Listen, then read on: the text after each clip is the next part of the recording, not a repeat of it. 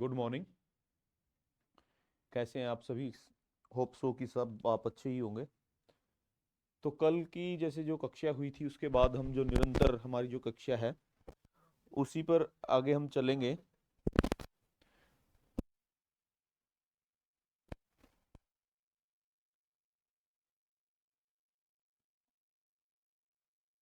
तो भाई जो हमने पिछली कक्षा में पढ़ा था वो वर्ण का वर्गीकरण करना, उनका उच्चारण स्थान। तो इस प्रकार की हमने कुछ स्थितियां पढ़ी थी। आगे उसी कड़ी में मैं बताया था कि जो भाषा होती है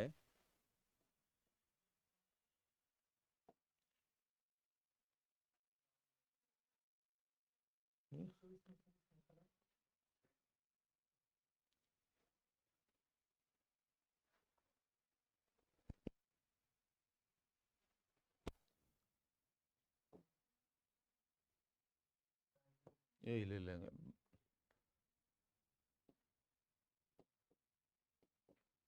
भाषा की जब हमने बात की थी, जब भाषा का विषय पढ़ा था लैंग्वेज का, कि उसकी इकाइयों के बारे में हमने पढ़ा था। सबसे पहली जो इकाई थी वो थी ध्वनि, और ध्वनि के बाद वर्ण, या इसके बीच में एक अक्षर की भी, और इसके बाद शब्द, और शब्द के बाद पद, और पद के बाद वाक्य। वाक्य की भी इकाइयां बताई थी। जो वाक्य होता है वो भाषा की सार्थक इकाई होती है। ये भाषा की सार्थक इकाई होती है। और इसके बाद वाक्य के बाद जो चलते हैं, वाक्य की जो इससे लघु इकाई होती है वो होती है उपवाक्य। और उपवाक्य के बाद जो होता है पदबंध। तो ये स्थिति आपकी पूरी की पूरी भाषा की होती है कि भाषा का जितना भी हम पढ़ते हैं तो सारा ध्वनि, वर्ण, शब्द, पद, वाक्य, और वाक्य सार्थक इकाई होती है। और जो ध्वनि होती है वो भाषा की लघुतम इकाई होती है, सबसे छोटी इकाई होती है, सबसे छोटी इकाई होती है। तो ये तो हमने पिछली कक्षा में थोड़ा पढ़ लिया था। अब हम जो आज मुख्य चलने वाले हैं, शब्द को छोड़ने से पहले हम पद के बारे में थोड़ी चर्चा कर लेते हैं। पद और शब्द, इनके बारे में कल भी बताया गया था लेकिन आज दोबारा से मैं आपको बता रहा हूं। शब्द और पद में क्या होता है कि जो वर्णों का मेल, वर्णों का मेल जो होता है,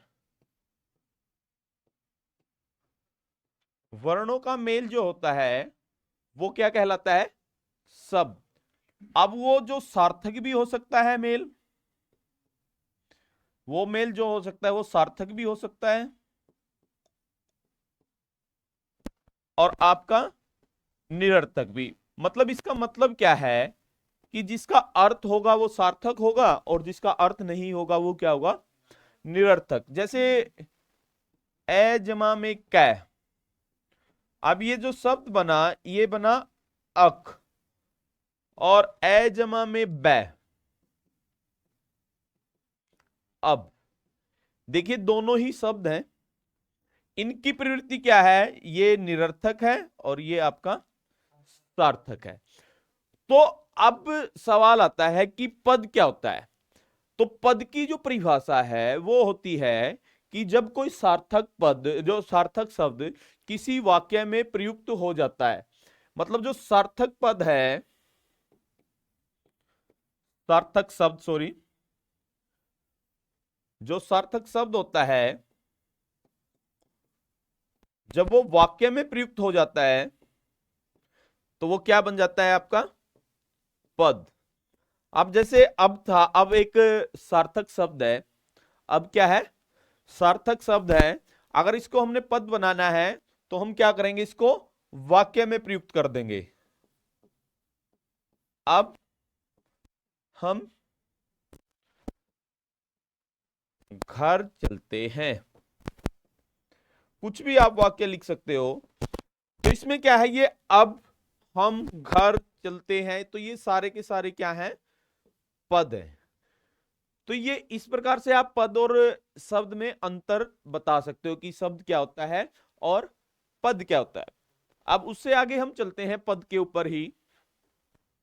कभी आपने सुना है कि शब्द परिचय दीजिए, सदैव सुना होगा कि पद परिचय दीजिए। तो देखिए पद के भेद, मुख्य बात ये आती है पद के भेद। अब पद के जो भेद होते हैं भाई वो होते हैं 5। कोई बताएगा? सबसे पहला होता है संज्ञा, सर्वनाम, सर्वनाम, क्रिया, और चौथा होता है विशेषण, और पांचवा, अच्छा, संज्ञा, सर्वनाम, क्रिया, विशेषण, और पांचवा भेद क्या होता है इसका? पांचवा भेद होता है अव्यव। अव्यव को हम कहते हैं अविकारी। तो ये पद के 5 भेद होते हैं। तो अब हम इनके बारे में अब पढ़ने वाले हैं। अब सबसे पहले हम संज्ञा की तरफ चलते हैं। संज्ञा आपने अच्छे से पढ़ी होगी, सबने बचपन से पढ़ते आ रहे हो, संज्ञा पढ़ते आ रहे हो ना? तो नाउन देखिए, संज्ञा किसे कहते हैं? संज्ञा की परिभाषाएं अलग अलग है कि जो किसी व्यक्ति, स्थान, वस्तु आदि का बोध कराए वो क्या कहलाता है? संज्ञा। लेकिन ऐसा नहीं है। इसके लिए सिर्फ आपको एक ही चीज याद रखनी है, उसका मतलब है नाम। यानी इस धरती पर जितने भी नाम है, जिस भी वस्तु का नाम है, वो सब क्या है? संज्ञा। वो सब क्या है? संज्ञा। मतलब किसी का भी अगर मैं आपसे यहां पर कहा जाए कि भाई संज्ञा का उदाहरण दीजिए, आप जितने भी हैं, सोनू, मोनू, जितने भी हैं भाई, कुछ भी नाम ले सकते हो, अंकित, अक्षय, जो भी आपके नाम है, ये सब क्या है? ये सब आपकी संज्ञाएं हैं। अगर मैं यहां पर आपको कहूं कि संज्ञा के उदाहरण दीजिए, तो आप यहीं से 1000 उदाहरण दे सकते हैं। अगर इस कमरे से ही लिया जाए, कैमरा, कमरा, पेन, लाइट, बोर्ड, कितने भी आप यहीं से उदाहरण ले सकते हो कि जिस वस्तु का हमने एक स्पेसिफिकल नाम रख दिया, विशेष नाम रख दिया, वो सब क्या है? संज्ञा है। वो सब क्या है? संज्ञा है।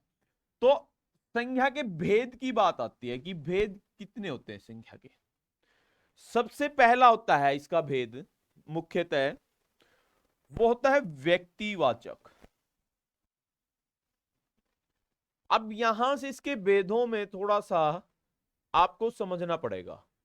व्यक्तिवाचक ऐसी संज्ञा जो हमें किसी वस्तु के एक होने का बोध कराए। मतलब जिस भी वस्तु का आप नाम लेते हो, कोई भी जो भी चीज आपको लगता है कि वो एक है, कि मतलब और कोई नहीं हो सकता, तो वो व्यक्तिवाचक संज्ञा होगी। इसकी अगर परिभाषा की बात करें कि ऐसे शब्द, ऐसे पद जो हमें केवल किसी व्यक्ति विशेष के एक होने का जो बोध कराता है, तो वो हमारा क्या कहलाता है? व्यक्तिवाचक संज्ञा। अब ये नाम आपने लिखे हैं, सोनू, मोनू, अक्षय, ये सबका पता है कि भाई ये एक है। लेकिन जैसे यहां पर ये लिख दिया हमने कैमरा, अब ये कैमरा, लाइट, बोर्ड, पेन, क्या ये भी हमें एक होने का बोध कराते हैं? नहीं कराते। अब यहां पर मुख्यतः बात क्या है? अब मैं लिख रहा हूं गंगा नदी,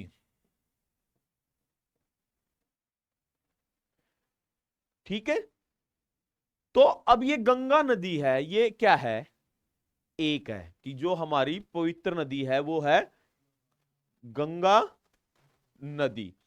और भी आप लिख सकते हो ऐसे उदाहरण, दिल्ली लिख लिया आपने, दिल्ली भी एक ही है। और लिखिए जो भी आपको लगता है, हिमालय पर्वत, हाँ, हिमालय पर्वत, हरियाणा, बिहार, जितने भी ये सब हैं, उत्तर प्रदेश,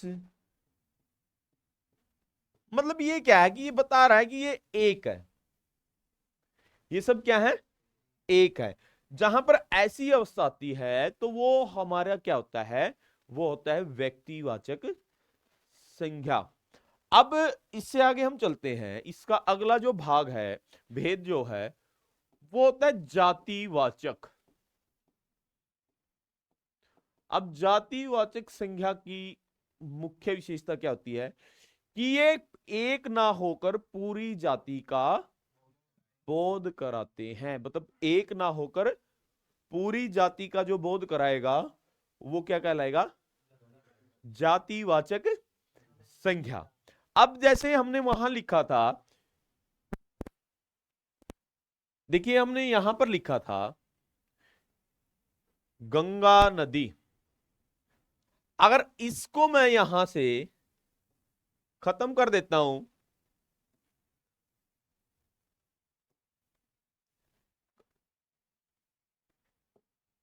अब इसको देखिए मैंने यहां लिखा था गंगा नदी,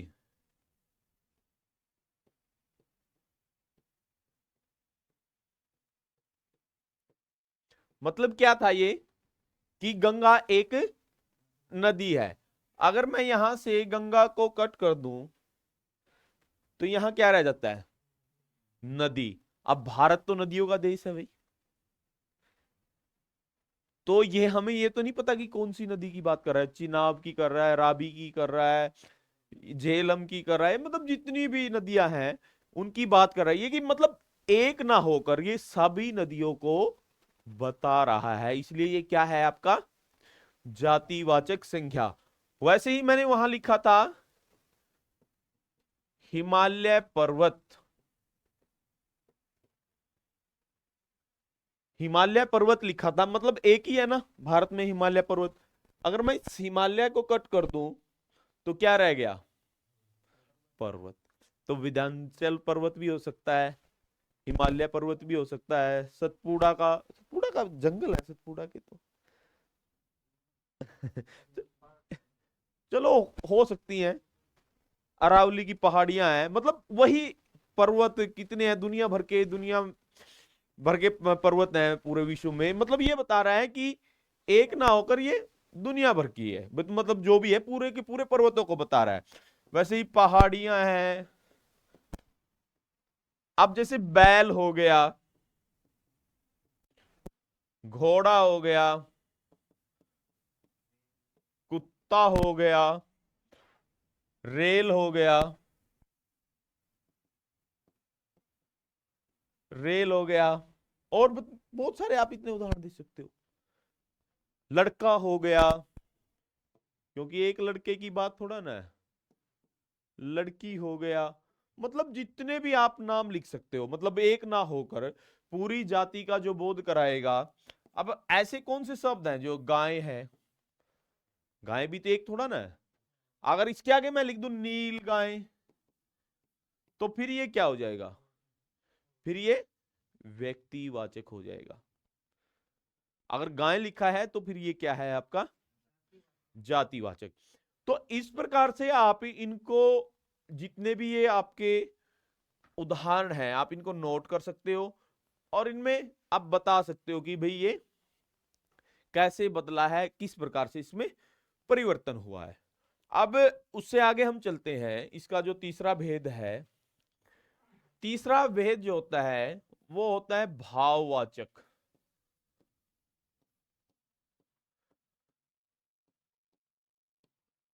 अब भाव, इमोशंस, अब भाववाचक संज्ञा में क्या होता है कि जहां पर हम भाव की बात करते हैं जिन्हें हम स्पर्श नहीं कर सकते, केवल उन्हें अनुभव कर सकते हैं।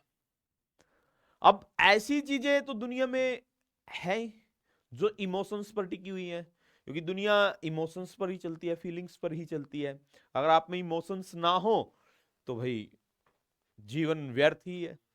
और किसी महानुभव का एक दर्शन में एक विषय पढ़ते थे हम बहुत समय पहले, और उस विषय में था कि जिस आदमी में भाव नहीं है तो वो पत्थर है, वो पत्थर है। और एक टीचर थे, उन्होंने बताया था, किसी किसी कक्षा में ऐसे किसी, एक मिनट, किसी लड़की से पूछ लिया,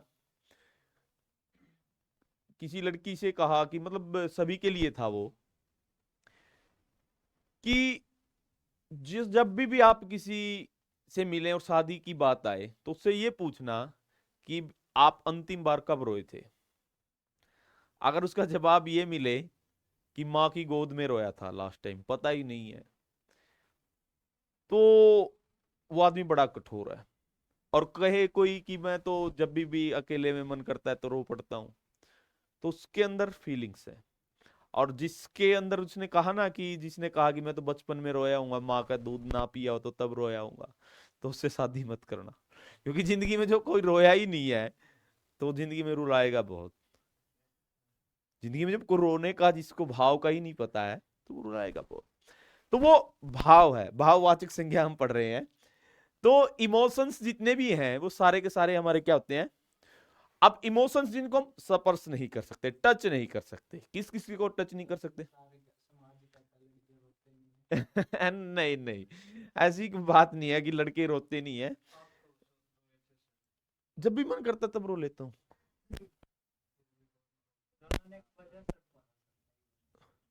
रोने की वजह? रोने के लिए क्या वजह चाहिए? नहीं, रोने के लिए कोई वजह थोड़ा ना चाहिए, कोई इमोशंस चाहिए। किसी को प्रेम में आप याद कर सकते हो। नहीं नहीं नहीं नहीं, ये ऐसी कोई बात नहीं है। और रोने के लिए तो यार, कुछ भी आपके भाऊ बंधु हैं जो आपको छोड़ के जा चुके हैं, या आपका कोई प्रेम है, उनको भी याद करके रो सकते हो आप। ऐसी कोई बात थोड़ा ना है, उसके लिए रीजन तो। हाँ, कोई बातें हैं, इमोशंस टच कर जाती हैं। नहीं।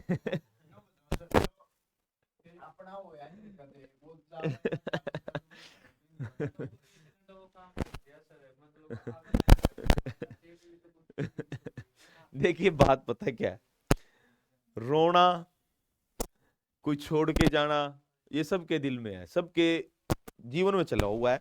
इस पर जितनी लंबी बात करोगे उतना ही लंबा चलता चला जाएगा, इतना लंबा, क्योंकि दुनिया है ये, पता नहीं, ऐसी दुनिया में ऐसे ही होता है। कि आप जैसे ही, मैं एक बात बताता हूँ, ऐसे ही कभी मेरा ऐसा कभी मूड तो नहीं होता, लेकिन मैं बता देता हूँ।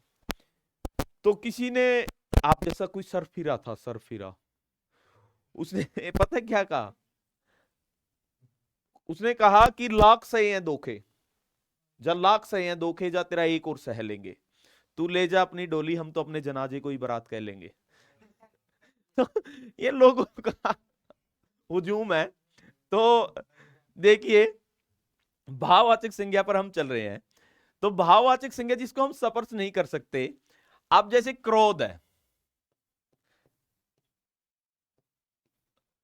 प्रेम है, मोह है,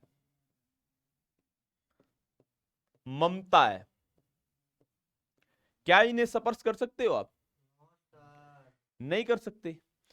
तो ये सब जो हैं आपकी, ये आपकी भाववाचक संज्ञाएं हैं।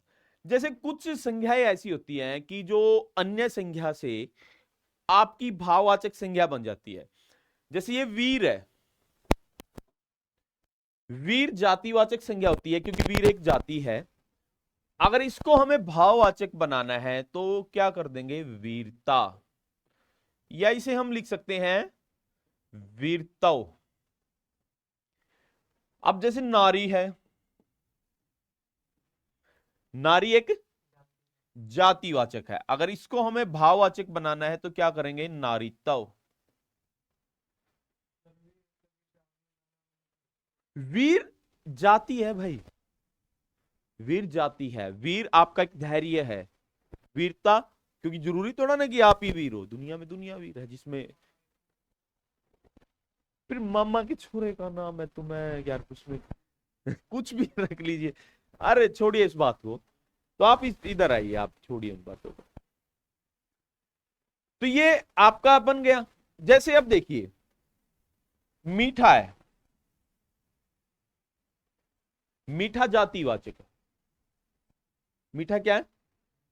अगर इसको भाववाचक बनाना है तो क्या करेंगे? मिठास, या आप लिख सकते हो मीठापन। एक मिनट, इसे आप क्या लिख सकते हो? मीठापन। तो ये क्या बन गया आपका? भाववाचक। और भी है कुछ, जैसे सर्वनाम से बनती है। सर्वनाम क्या होता है? जो संज्ञा के स्थान पर प्रयुक्त होता है। अब जैसे देखिए अपना, अगर हमें इसे भाववाचक बनाना हो तो क्या करेंगे? अपनापन। और परीक्षा में ऐसे कई बार सवाल आ जाते हैं, ये तो वो अक्सर इंपॉर्टेंट भी है कि ये अपना जो है, ये भाववाचक बना है अपनापन, तो ये किससे बना है? संज्ञा से बना है, सर्वनाम से बना है, भाववाचक संज्ञा से बना है। तो ये किससे बना है? सर्वनाम से। ये मीठा जो है किससे बना है? जातिवाचक संज्ञा से। नारी किससे बना है? जातिवाचक से। तो इस प्रकार के सवाल भी आपसे परीक्षा में अक्सर पूछ लिए जाते हैं कि ये किससे बना होगा, तो आप उसका इस प्रकार से जवाब दे सकते हो। और भी अगर कोई आपके मन में हो कि सर ये बताइए कि हमें ये जातिवाचक है या भाववाचक है, तो वो भी आप पूछ सकते हो। तो वो जातिवाचक है, ब्राह्मण हो गया, जाट हो गया, जितने भी हैं वो सब जातिवाचक में आएंगे। किसी के मन में कोई और सवाल हो तो और भी कोई पूछ सकता है, नहीं है?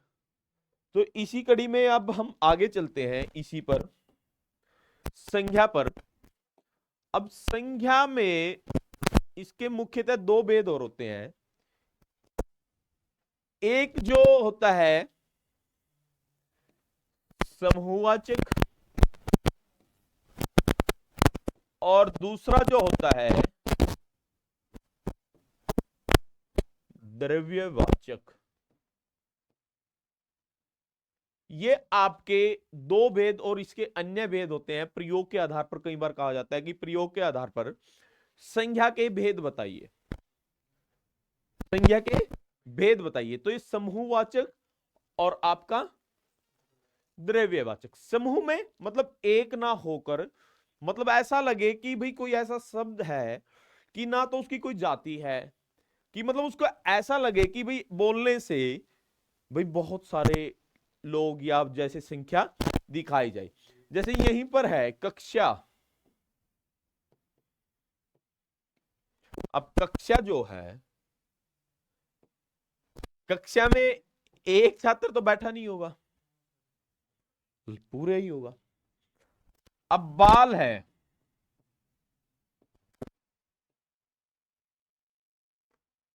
सेना हो गया, भीड़ हो गई, जनता हो गया, समूह हो गई, ये सब चीजें, झुंड हो गया। तो ये सब क्या है आपके?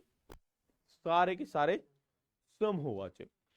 और द्रव्यवाचक की अवस्थाएं तीन होती हैं: ठोस, तरल, और आपका गैस। अब गैस आपको पता ही है। आप ठोस से देख लीजिए, ठोस लोहा, वैसे धातु है लोहा, जितनी भी इसमें मटेरियल होंगे, जितनी भी मेटल्स होंगी, वो सारी की सारी इसके अंतर्गत आएंगी। सोना, और जितनी मेटल्स आपको लिखनी है, जितना भी, आप पत्थर भी होगा भाई, ईंट होगा, लकड़ी होगा, ये सब इसके अंतर्गत आएंगे। तरल में आपको पता है कि जो बह जाता है, पानी, रक्त और जूस, क्या जूस, चलो लिख देते हैं भाई जूस। दूध हो गया, शराब वो जरूर लिखेंगे आपका है? अच्छा, सोमरस कहते हैं इसको। अब गैस में अवस्थाएं देख लीजिए। गैस में, गैस तो आपको पता ही है, हीलियम है, नाइट्रोजन है, कार्बन डाइऑक्साइड है, ऑक्सीजन है, आर्गन है, जितनी भी है, हवा है। जैसे इसका मुख्यतः उदाहरण हवा में आया था पिछली बार कि हवा क्या है। हवा जो है आपका गैस है। जैसे श्वास है, सांस, वो भी क्या है आपका गैस है। तो ये तो आपका था संख्या का। लेकिन यहां से संख्या में कुछ 2-3 सवाल और पूछ लिए जाते हैं। अब देखिए, यहां पर मैं एक उदाहरण लिख रहा हूं। हाँ जी,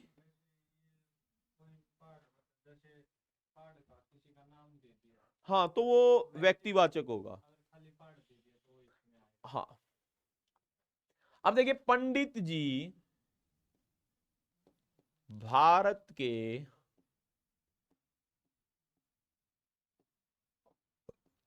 पूर्व प्रधानमंत्री थे।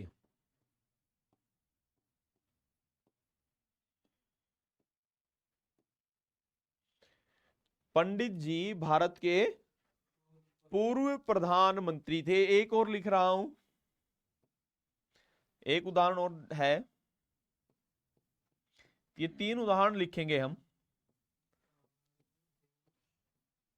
हमारे देश में हरीशचंद्रों की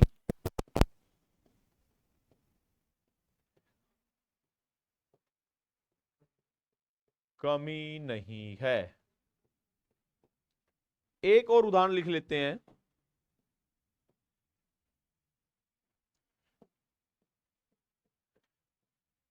एक मिनट भाई। गोस्वामी जी ने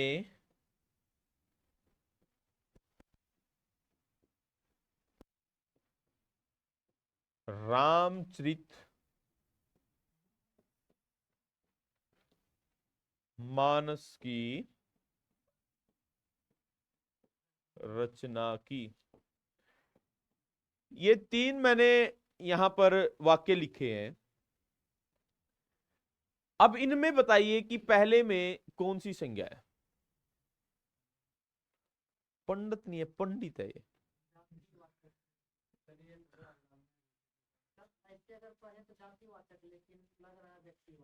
लग रहा है व्यक्तिवाचक, ये व्यक्तिवाचक है।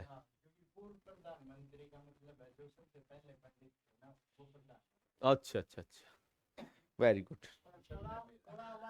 देखिए, कोई ज्यादा वो नहीं है। पंडित, अब देखिए, जो पंडित जो शब्द है वो है आपका जातिवाचक। लेकिन उसने कहा कि पंडित जी, पंडित जी। अब पंडित जी जो हैं वो किसके लिए प्रयोग किया गया है? जवाहरलाल नेहरू के लिए। मतलब ये जातिवाचक होने के लिए साथ में जवाहरलाल नेहरू जी के लिए प्रयोग किया गया है। इसलिए ये आपका क्या है, आपका व्यक्तिवाचक संज्ञा। ये जातिवाचक नहीं है। ये क्या है, किसी व्यक्ति विशेष के लिए प्रयोग किया गया है। वैसे ही हमारे देश में हरीशचंद्रों की कमी नहीं है। हरीशचंद्र व्यक्तिवाचक है, और लेकिन वो किसका प्रतीक हो गया है? किसका है? कि मतलब ईमानदारों के लिए प्रयोग किया गया है। तो ये व्यक्तिवाचक होते हुए, ये जातिवाचक होते हुए व्यक्तिवाचक हो गया, और ये व्यक्तिवाचक होते हुए क्या हो गया आपका जातिवाचक। अब यह ऐसा ही उदाहरण है गोस्वामी। गोस्वामी जो है एक जाति है, लेकिन यहां पर गोस्वामी जो किसके लिए प्रयोग किया गया है? तुलसीदास जी के लिए। इसलिए ये भी क्या है आपका व्यक्तिवाचक। ठीक है, तो आप इस प्रकार से इनको,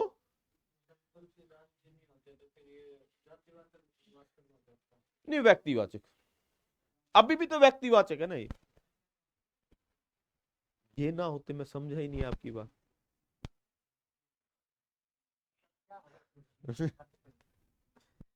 अब उससे आगे हम चलते हैं। ये आपने भेद पढ़े, ये आपने क्या पढ़े? भेद। लेकिन कई बार एक सवाल आ जाता है,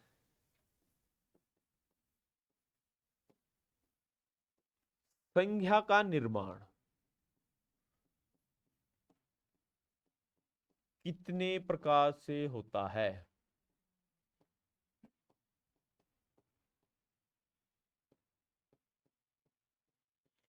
या वो था आपका भेद, या पूछ लेता है संज्ञा के प्रकार। संज्ञा के प्रकार, तो संज्ञा के प्रकार क्या है कि संज्ञा का निर्माण 3 प्रकार से होता है। संज्ञा कितने प्रकार की होती है, यहां भी आप लिख सकते हो कितने प्रकार की होती है। तो वो संख्या कितने प्रकार की होती है? 3 प्रकार की। कौन सी होती है वो? अरे वो तो भेद है।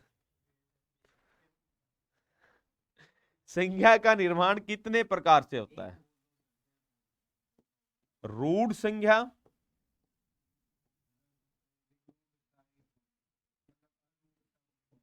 यौगिक, यौगिक संख्या, और तीसरा आपका क्या है? योग रूढ़ संख्या।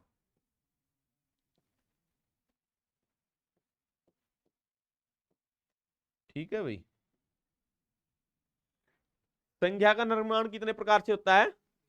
3 प्रकार से, रूढ़ संख्या, यौगिक संख्या और आपकी योग रूढ़ संख्या। तो इसका आएगा आगे पूरे का पूरा टॉपिक, उसमें बताऊंगा इसको कि भाई ये रूढ़ और यौगिक की परिभाषा।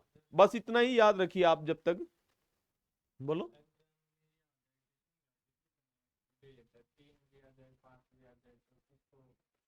वो देखिए क्या होता है, जब आपसे पूछता है कि संख्या के प्रयोग के आधार पर भेद बताइए, 5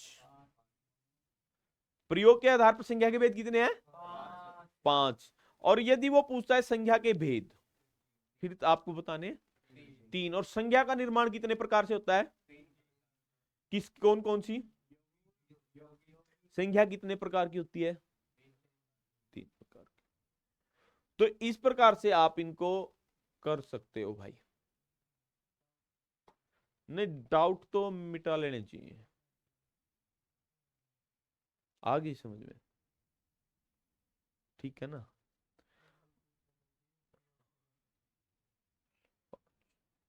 ये बात सच्ची है। वही मैं बात कह रहा था ना, 2 ही वजह है सनम तेरे इनकार की। 2 ही वजह है सनम तेरे इनकार की। 2 ही वजह है सनम तेरे इनकार की। या तो तू दुनिया से डरता है, या कदर नहीं है तुझे मेरे प्यार की। चलो आगे हम पढ़ते हैं।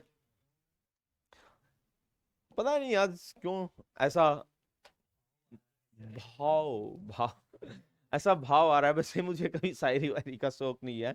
कभी भी मैं सदैव कभी भी शायरी वायरी बोलता हूँ तो मैं मोटिवेशनली बोलता हूँ, मोटिवेशनली बोलता हूँ। ऐसे कभी मुझे इतना शायरी वायरी का शौक नहीं है, लेकिन पता नहीं क्यों आज सुबह सुबह ऐसा माइंड है। अब उससे आगे जो विषय है पद का भेद है। सर्वनाम क्या है भाई? सर्वनाम, सर्वनाम नहीं सर्वनाम। सर्वनाम सबका नाम, अगर इसका विच्छेद करते हैं तो क्या होगा? सबका नाम। क्या होगा इसका? सबका नाम। और इसकी परिभाषा क्या होगी? जो संज्ञा के स्थान पर, जो संज्ञा के स्थान पर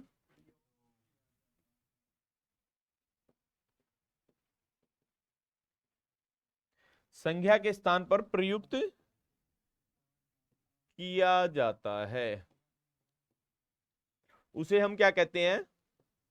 सर्वनाम। ठीक है। तो अब उससे आगे चलिए, इसके भेदों की बात आती है कि इसके भेद क्या है। मतलब आप देखिए, राम घर जाता है। राम क्या है यहां पर? संख्या। अब राम की जगह मैं क्या लिख सकता हूं? वह है, वो। तो ये क्या है? वह और वो सर्वनाम। अब बात आती है सर्वनाम के भेद। कितने भेद होते हैं भाई सर्वनाम के? 6 होते हैं या 7? 6 7? खाली 6 ही होते हैं। अब सबसे पहले जो होता है, एक एक के बारे में पढ़ेंगे। पुरुषवाचक सर्वनाम। सर्वनाम नहीं, सर्वनाम। अब देखिए, पुरुषवाचक सर्वनाम के 3 होते हैं, मतलब जो पुरुष के होने का भेद बताता है। और पुरुष जो होते हैं वो हमारे 3 प्रकार के होते हैं। प्रथम पुरुष, और प्रथम पुरुष को कहा जाता है भाई उत्तम पुरुष भी कहा जाता है। और दूसरा जो नंबर होता है मध्यम पुरुष। और तीसरा क्या होता है? अन्य पुरुष। तो ये 3 प्रकार के पुरुष होते हैं भाई, प्रथम पुरुष, मध्यम पुरुष और आपका अन्य पुरुष। अब प्रथम पुरुष क्या होता है? प्रथम पुरुष होता है कि जो मैं हूं, अपने आप स्वयं से बात कर रहा हूं, तो वो क्या होगा? प्रथम पुरुष होगा। जैसे मैं, जब मैं अपने आप से बात करता हूं तो वो क्या होगा? प्रथम पुरुष। और मैं एक वचन है, और हम क्या हो जाएगा इसका? बहुवचन। मैं को क्या लिख सकते हैं हम? मैंने, हमें, मुझे, मुझको, मुझसे, और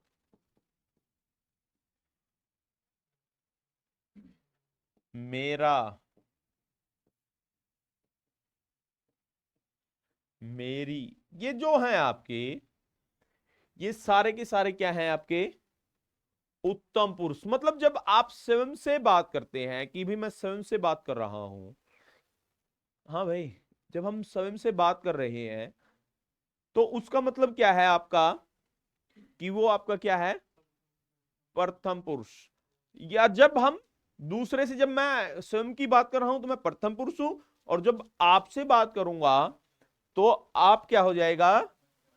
मध्यम। अब ये एचएससी में सवाल आया था कि आप क्या है?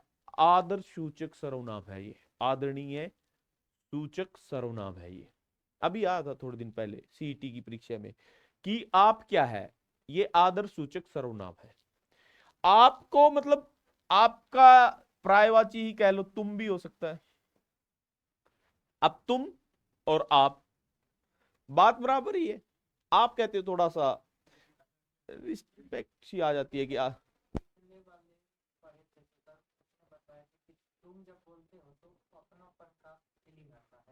अच्छा।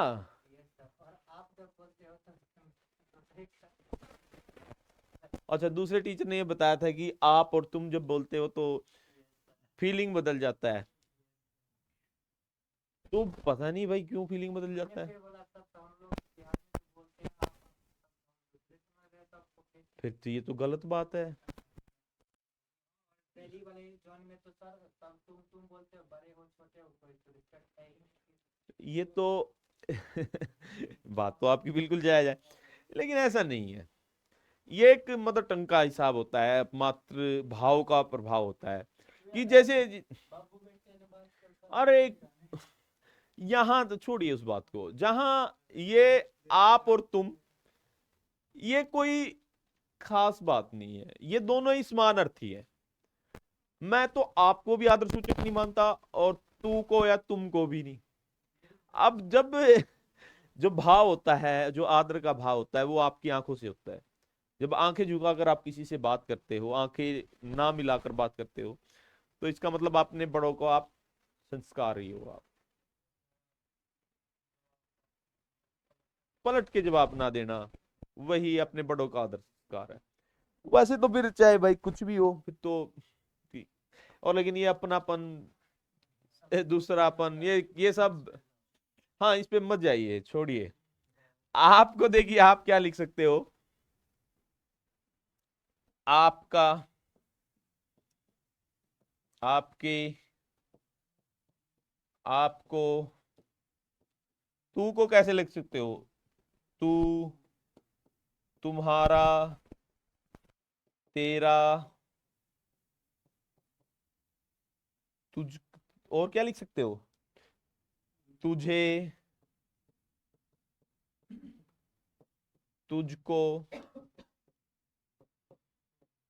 तुम्हें, मतलब जितना भी आप लिख सकते हो, ये सब क्या है आपका मध्यम पुरुष है। ये सब क्या है आपके मध्यम पुरुष है।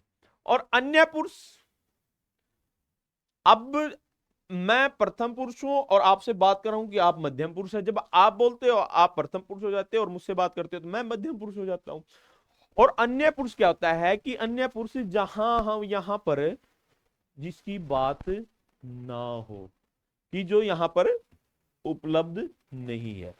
अब हम बात करते हैं किसी दूसरे अध्यापक के विषय में, बात करते हैं कि दूसरा अध्यापक जो है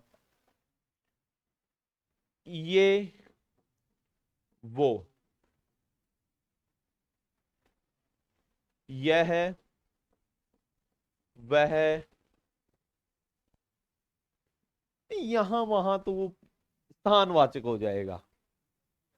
नहीं नहीं नहीं, ऐसे नहीं, दबाव नहीं, दबाव। अरे बिल्कुल अन्य पुरुष के लिए आ जाएगा। हाँ,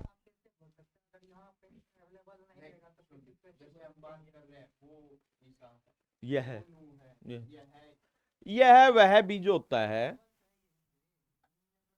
मतलब जिसकी, अब आपके और मेरे बीच में संवाद हो रहा है, प्रथम पुरुष में, मध्यम पुरुष आप, जब आप संवाद कर रहे हो तो वो आप प्रथम पुरुष में, मध्यम पुरुष।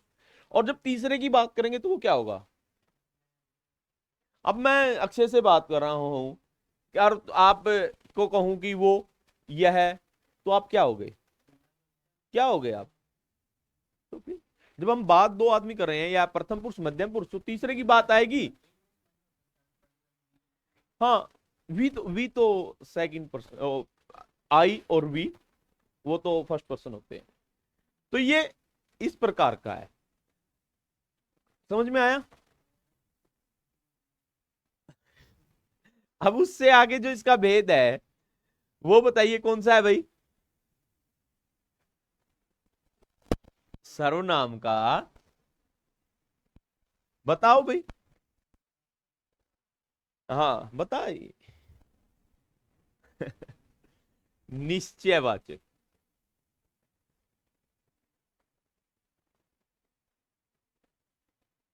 अच्छा, अगला भी लिख दे, ले, फिर बताओ, अब उससे अगला बताओ।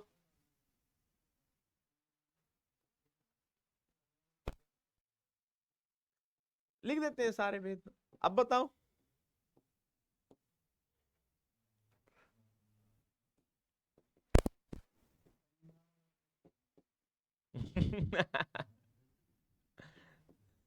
लिख देता हूं मैं, फिर भी आप अच्छे बच्चे हो इसलिए मैं आपके सामने लिख रहा हूं।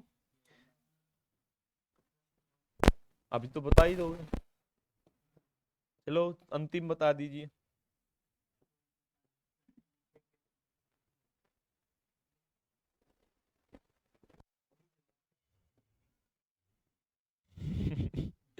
तो ये आपके 6 भेद होते हैं। अब निश्चयवाचक, जो चीज निश्चित हो, मतलब जिसके बारे में बताया जाए, नहीं घट चुका ना घट चुका, ये काल की बात नहीं है। निश्चय, निश्चय को दर्शाने के लिए क्या होता है, मुख्यतः यह का और वह का प्रयोग होगा। निश्चय को दर्शाने के लिए किसका प्रयोग होगा, और न का। अब देखिए, यह घर मेरा है, वह मेरा भाई है। मतलब दोनों ही सत्य हैं। दोनों ही क्या है, सत्य है। यानी निश्चय है कि वह मेरा भाई है और यह मेरा घर है, यह गाड़ी मेरी है, जो भी आप कह सकते हो। अब उससे बात आती है अनिश्चय। अनिश्चय में क्या होता है, जो निश्चित ना हो। अनिश्चित के में क्या आएगा, कुछ, और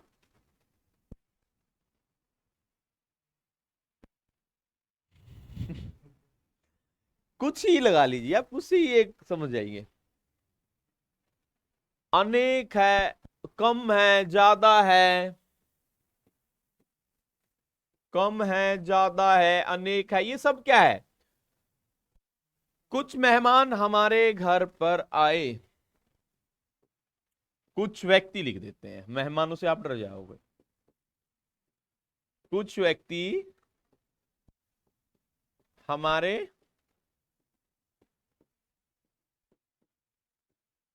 घर आए। कुछ मतलब अनिश्चित है, पक्का नहीं है, ठीक है। फिर उसके बाद आगे हम चलते हैं।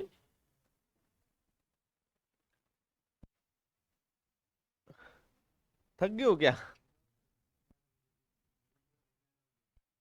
उसके बाद देखिए,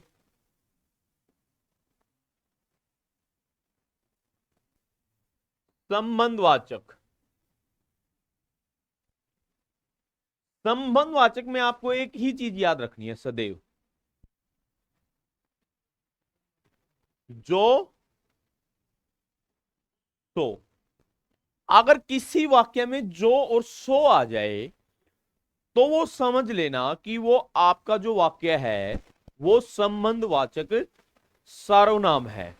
या कह सकते हो कि जितने भी सार्वभौमिक सत्य हैं वो सारे के सारे क्या होते हैं, संबंधवाचक सर्वनाम। कहीं भी आ सकता है आगे पीछे, ये दोनों का जोड़ा ही है। ये जो गया है, जो गया है तो आया, जो होगा देखा जाएगा, जो मेहनत करेगा पास हो जाएगा। मतलब सो ना भी आए जरूरी तरह, जो मेहनत करेगा पास हो जाएगा।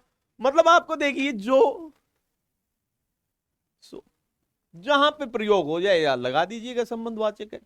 और इसकी मुख्य बात दूसरी क्या है, कि जब किसी चीज को आधार बनाकर दिखाया जाए। अब जैसे ये पेन है, पेन मेरे हाथ पर रखा हुआ है। पेन जो है कहां रखा हुआ है, तो ये संबंध है ना। अब इसका उदाहरण आया था, मेज पर किताब नहीं पुस्तक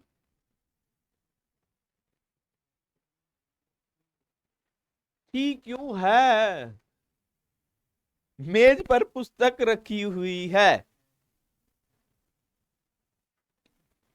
तो क्या है ये, संबंध।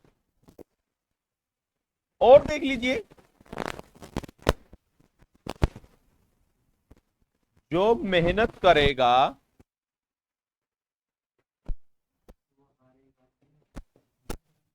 अवश्य, अवश्य ही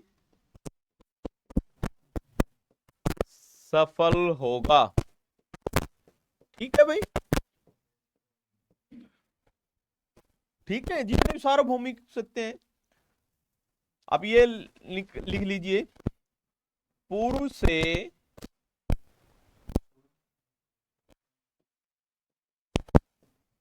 पूर्व से सूर्य उदय होता है, सत्य है भाई, हो सकता, मतलब कुछ भी। पृथ्वी पृथ्वी पृथ्वी किसके चारों ओर चक्कर लगाती है? हाँ, और चंद्रमा, तो ये सार्वभौमिक सत्य है। जो मेहनत करेगा पास हो जाएगा, जो आया है वो जाएगा।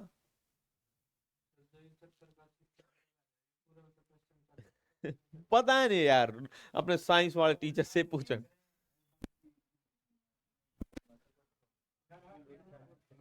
वो तो आप ही को ही पूछना पड़ेगा, आप ही पूछ लेना, जो आपकी मर्जी हो आप ही पूछ लेना अपने सर से। जो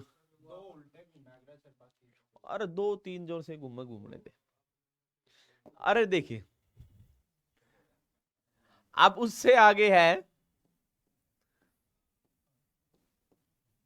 प्रश्नवाचक सर्वनाम। जब किसी से प्रश्न पूछते हैं, अब कौन, कोई, कौन और कोई,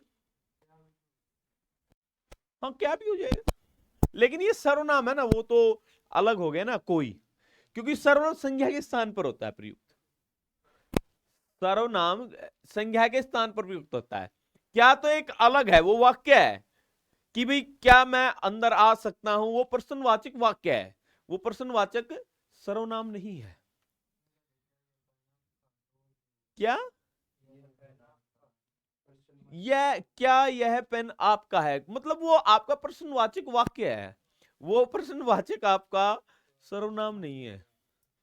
सर्वनाम क्या होता है कि संज्ञा के स्थान पर प्रयुक्त होगा। अब ये होगा, देखिए, कौन आया है,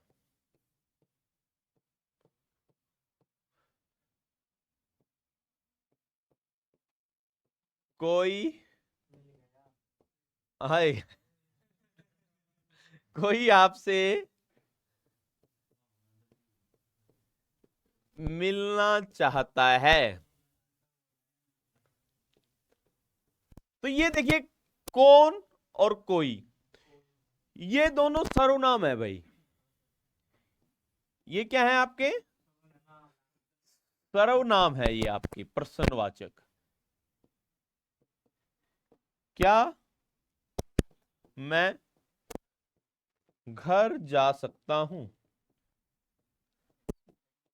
अच्छा, मतलब ये क्या है, ये एक देखते हैं, इसमें सर्वनाम नहीं है। क्या सर्वनाम थोड़ा ना है, इसमें सर्वनाम है मैं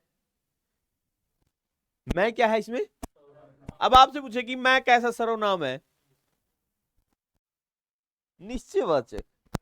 मैं तो क्या है, पुरुषवाचक है यार। अब यहां पूछे कि कौन क्या है, कैसा सर्वनाम है नहीं दोनों में फर्क है भाई?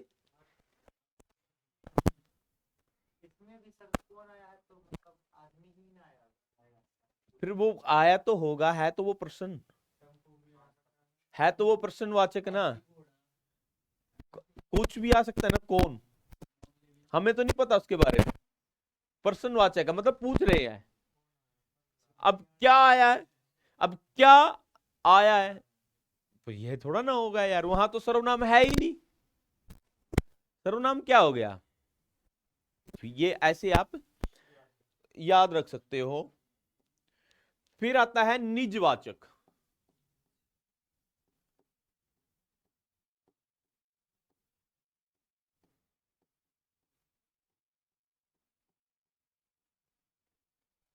निजवाचक सर्वनाम। अब निज होता है, यानी अपने बारे में आप बताते हैं, स्वयं, स्वतः,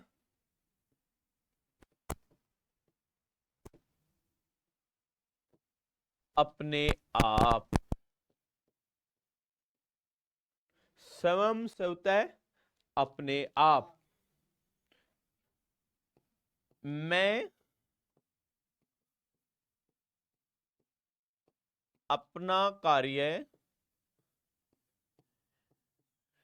स्वयं कर लूंगा। कोई भी वह स्वतः ही चला गया।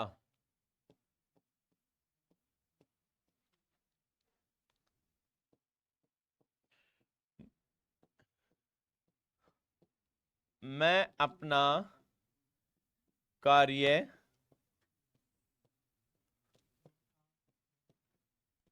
अपने आप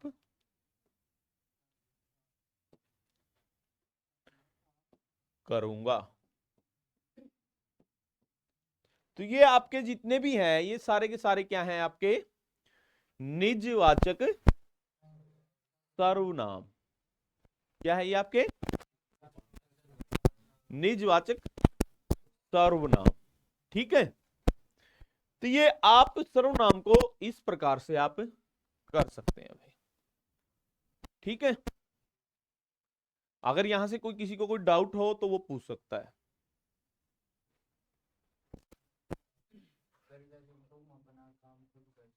तुम अपना काम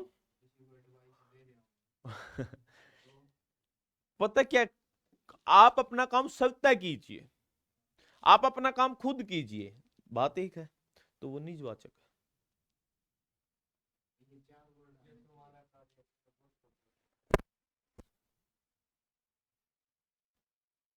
अपना काम स्वयं करो, अपना काम खुद करो, वो बात बराबर की बात। तो यहां से कुछ पूछना है तो पूछ सकते हैं आप, पूछ लोगे। पूछ लिया इतनी जल्दी? हाँ।